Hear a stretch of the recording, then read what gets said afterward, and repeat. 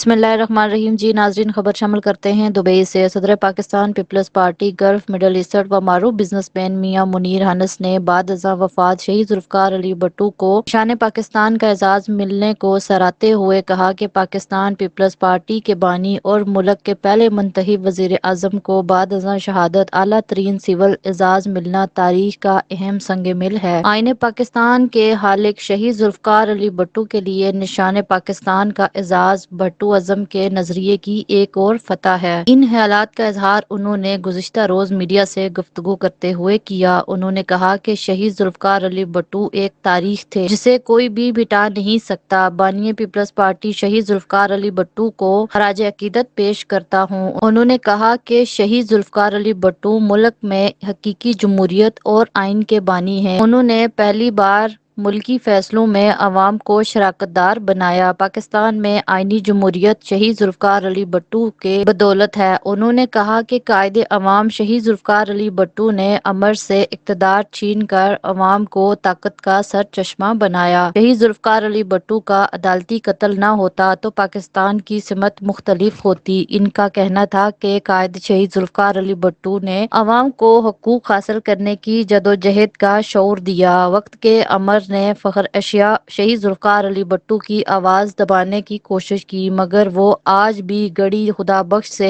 راج کر رہے ہیں۔ پاکستان پیپلز پارٹی بھٹو ازم کی پیروکار ہے اور اپنے شہید بانی کے مشن پر ہمیشہ کاربند رہے گی۔ واضح رہے کہ یوم پاکستان کی تقریب میں صدر مملکت آصف علی زرداری نے شہید ذوالفقار علی بھٹو کو نشان پاکستان کے اعزاز سے نوازا، جو سابق وزیر اعظم پاکستان شہید ذوالفقار علی بھٹو کی بیٹی اور بے نظیر بھٹو کی بہن محترمہ صنم بھٹو نے وصول کیا۔